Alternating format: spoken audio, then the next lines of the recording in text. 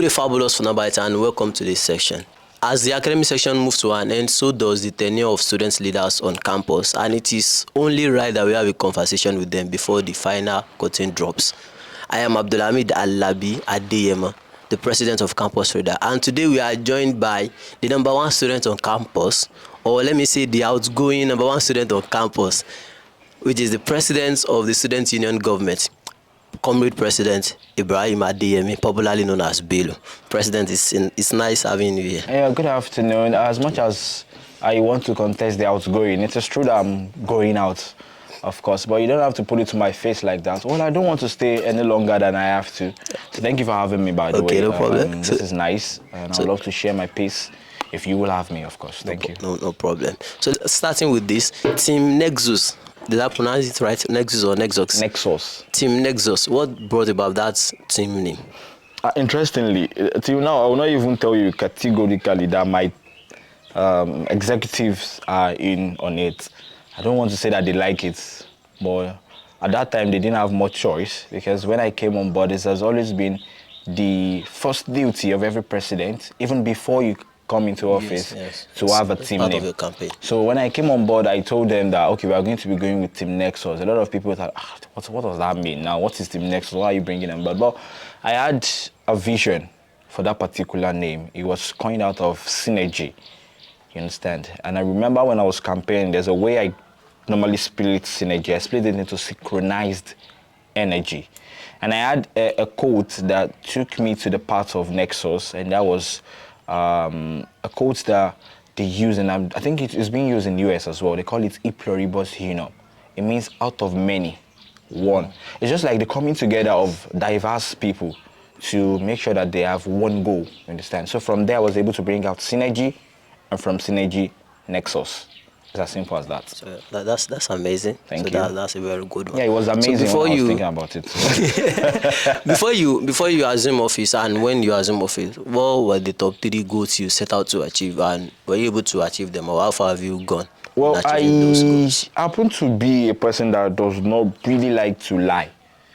I have this feeling that you cannot beat me, unless you can beat me, of course. But the thing is, I don't need to lie to you. I just need to be straightforward. I remember when I was campaigning, I'm coming to the question, I met somebody at NEEDS, and the person threw a question at me, and I told her that the first thing I would do is I'm not going to lie to you to answer this question. There are a lot of things I could have said, but I'm not going to lie to you. I'm not going to say I'm going to do this. But what I can tell you is that I will try my best to advocate for this to be done. So the person fell in love with that speech. It felt like a speech, but it was just me being genuine. Exactly. So for me, it was straightforward. And I remember when I was giving my first speech, I told FUNAABite that I will not promise what I'm not going to do, but I will do what I don't promise. So that's why I go by. So every day I wake up, I try to find, okay, new things. I call my executive, hello, what's up? What are the new things that we can do again? So when we do one thing and people are like, oh, yeah, and they clap for us and they applaud us, we feel like, okay, that's in the past already. Let's look at another thing that we can do. So the goals are straightforward and simple. Before office, I just wanted an environment for FUNAABites to thrive. So if my vision was, if you are a FUNAABite that wants to thrive, that wants to grow, that value personal and professional development, then I am your candidate. Then when I got into office, it was the same mindset that I ruled with. I just wanted every FUNAABite to have an environment where they can thrive, where they can do what they want to do. So support the way we can, you understand? Well, that's basically what we've been doing. So the other achievements, I don't want to call them, I don't want to say that we set out to do them. So it'll not be as if we're bragging, but we thank God we're able to do them. Okay, thank you. That's cool. We're talking about the applause and doing something for the students. One thing that probably students will remember this administration for is they get negotiating with the school not to increase the school fee, and to top it all, being able to negotiate a 60%, 40% payment structure of the school fees. Can you walk us through the behind-the-scene work of that negotiation, how it came to be? Well, funny story. The negotiation for the 60-40, in fact, the idea was not for us. That's the truth. When we presented it in management, it was meant to be for the next administration. That's why I'll forever be grateful to the likes of the Dean of Student Affairs, Professor F.I., Adeyemo, the Deputy Dean, and the Deputy Vice Chancellor Academic, and the Vice Chancellor himself, because it was not even meant to start from our onset, because we had a lot of issues there.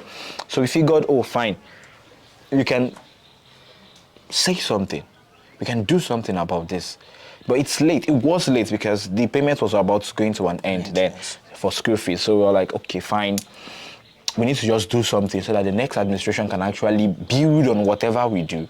If they should accept it now, then the next administration will sit down and negotiate with the management on how to plan it better. So we brought it up as an idea. It was a very funny story. We just brought it up as an idea. So this thing could actually happen.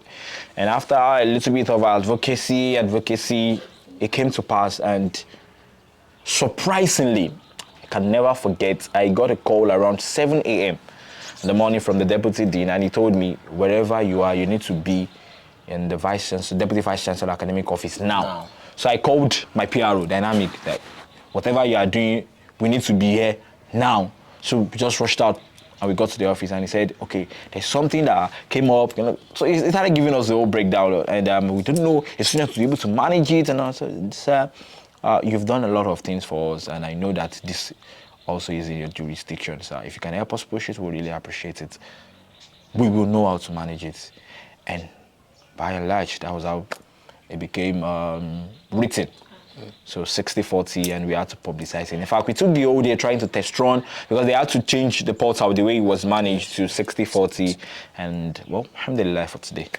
So that was it. Thank you so much for that insight. Before you get elected as the president, so you will have some expectation of what the office of the president looks like. So what was your expectation and then the reality? So we have some the slang like what I order versus what I got. So what was your expectation and what was the reality of being the president of the Students Union? Let me take you back a little to was it last year? I think when I was campaigning. Was it when I was campaigning? No. I think it happened during the debate of Kenyology and FAGBIMS, I remember. Okay. So FAGBIMS threw a question to Kenyology during their debate. They asked them, I've forgotten how the whole construct was, but it was something along the line of, do you have the capacity or to be lonely when you're in office instead? So after some consultations, I got two answers on that particular question. There was one that came up that it is impossible for leaders to be lonely because you're surrounded by a lot of people. So I had that. Then there was another one that you can actually be lonely because there are some things that you will not be able to discuss. So my expectations going to the office was that, well, it shouldn't be that lonely. Understand? Like, it shouldn't be that lonely. I'm going to have a lot of people around me to discuss things with on everyday basis, like on a daily basis, rather, forgive me. But what I got was a little bit of both. There are times that you're surrounded by a lot of people and you will be lonely. There are days that people will be playing and I'll just be looking.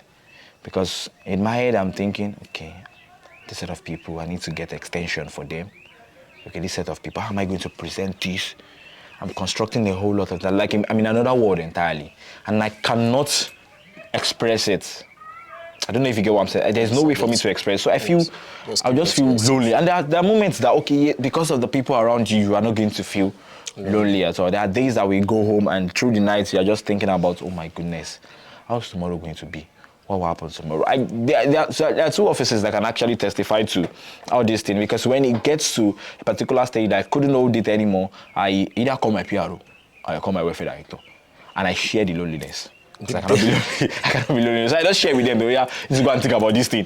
So when they go back, they come back the next night, it's like we all need to bring our heads together. And so leadership is not an easy thing. That's the truth. It will take you beyond what you were expecting to another realm entirely that you need to manage. That's one funny thing about leadership. So, and it needs to be managed. Because if you don't manage it, then you're not doing anything. So as if I met somebody the day before yesterday, and she was asking me that hope my rain was smooth. And I told her if it was smooth, that means I slept throughout. Yeah. It was nowhere close to being smooth, forgive me. It was nowhere close to being smooth. So those things happen. So expectations And reality. And reality, that's just it. You will be lonely. There will be lonely days. There will be days, for example, the day we lost a student. I was in on like, what are we going to do to make sure that we get justice? A lot of things like that. So, but we thank God, alhamdulillah. Talking about that student, the death of that student, what was the conclusion? The bike man, because the news was that he was hit by another bike man. So was the bike man caught? Oh, in all sincerity, it's still under investigation. I'm not going to like open up to and disclose active investigation, but we've made headways. Trust me, we've made headways. We've been able to know that, okay, this was what happened.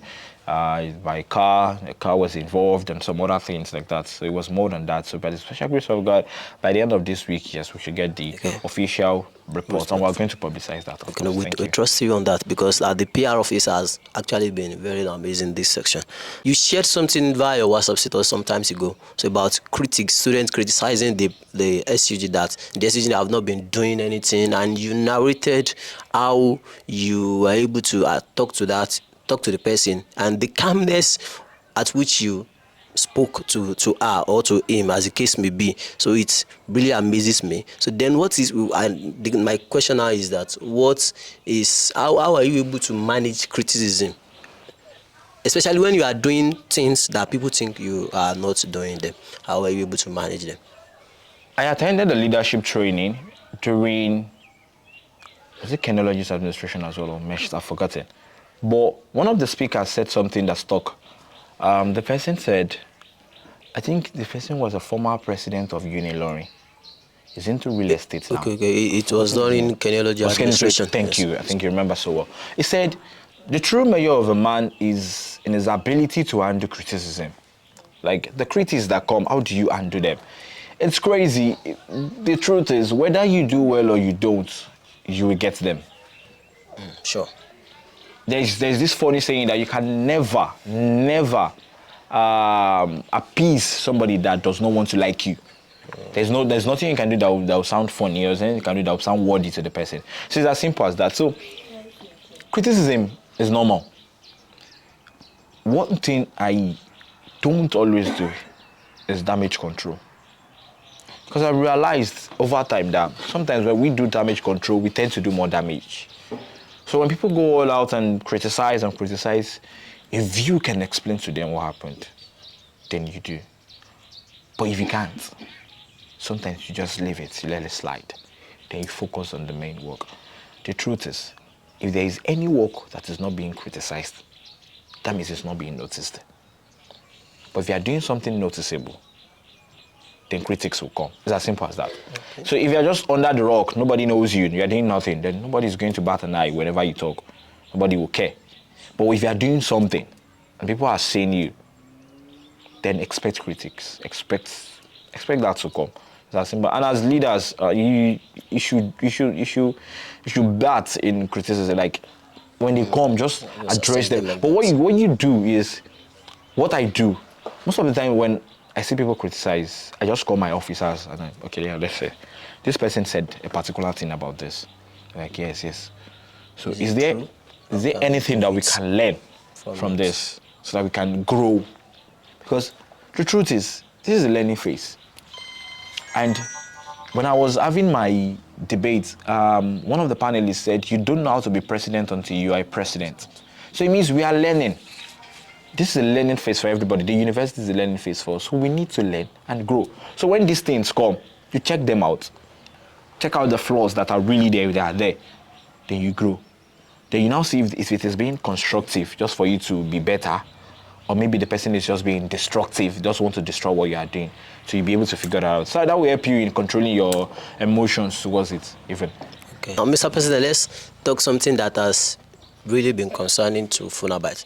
Okay. FUNAAB have been really expecting the Student Union Government to say something about this, and that is the issue of high cost of transportation, because the camp to school road has been reconstructed, and there is also a noticeable drop in the price of fuel. So yet students are still paying the same amount before the reconstruction and before the drop in price of fuel, but we have not heard anything from the Student Union Government concerning that. So what's going on that? First, I would like to note that this administration has always been about service over spotlight. So we've always preferred to just do our thing and get out of the way. Because in a community where their leaders are working, you wouldn't really care about who is there, because you will enjoy what is being done. That said, we've had meetings with these transporters. That's the truth. And there was a benchmark. We gave ourselves a benchmark, like, okay, when fuel reach this certain stage, then we're going to call you back. So these are some of the recommendations that we'll be dropping for the next administration, though. We felt, because of the analysis that was being done then, when fuel was around 9 something, we felt it was going to come back to around 800, but it has not. So to say, the road has been repaired. Palliative or not, it has been, and it's better.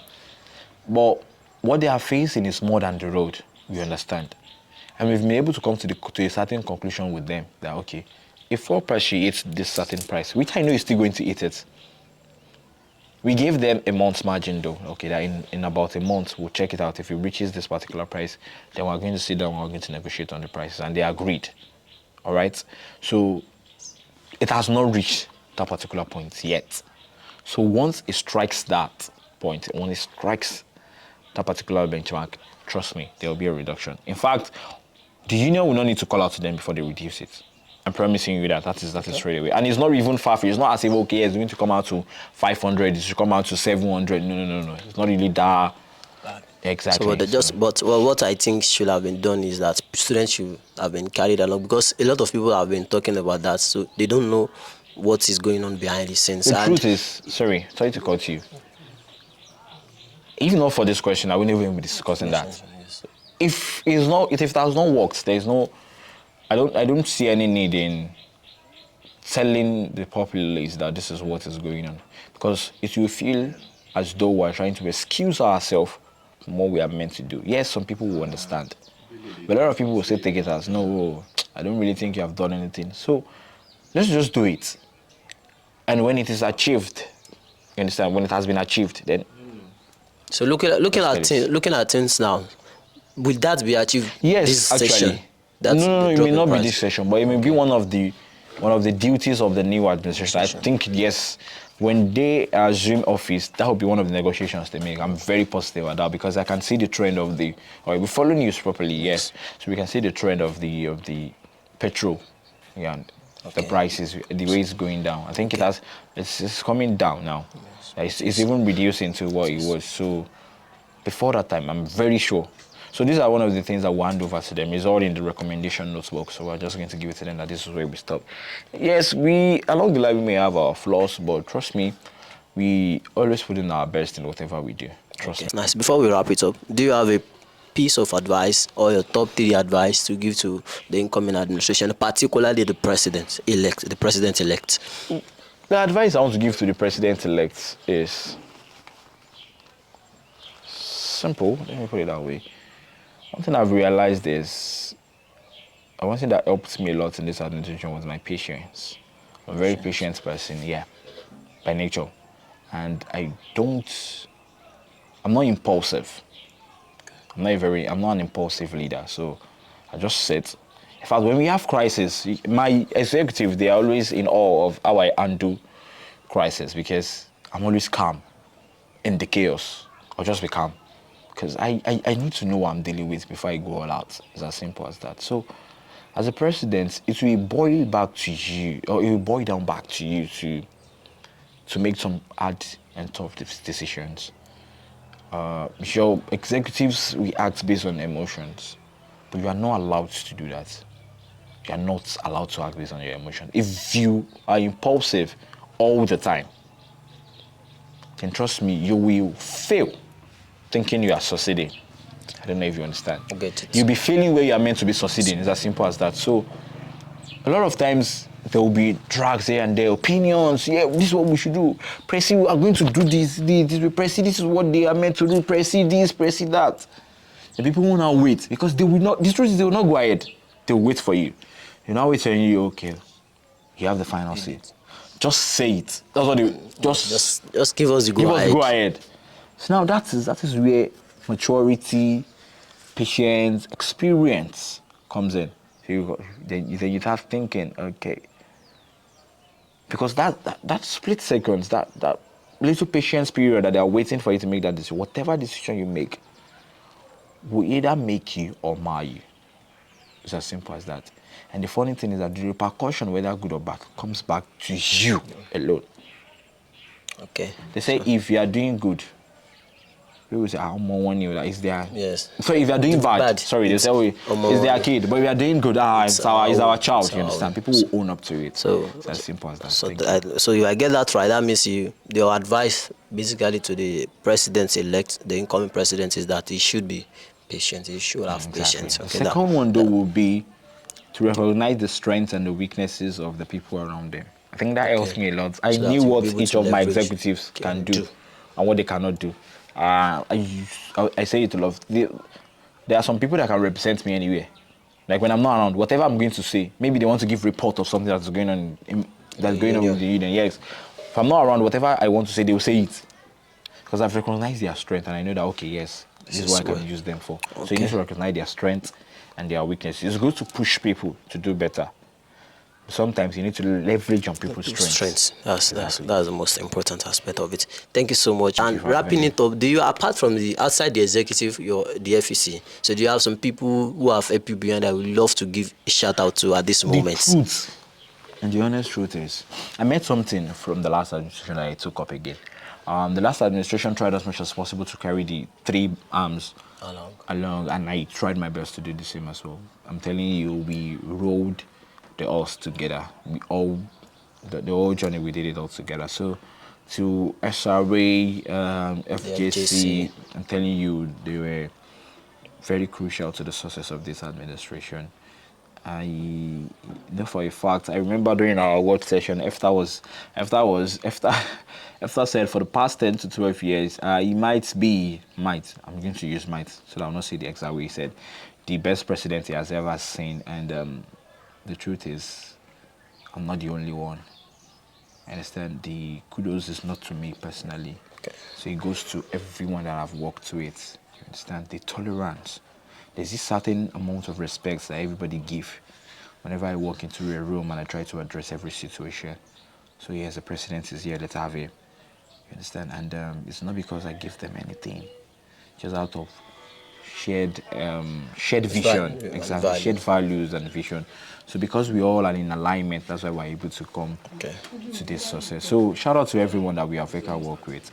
Most importantly, to the HOCs, the first set of leaders, which are the HOCs, to all departmental presidents or college presidents, to everyone that we have ever worked with. Shout out to them. To all the leaders that are not in the position. There are some people that are not in position, but they are great leaders on campus, and they've helped us out a lot.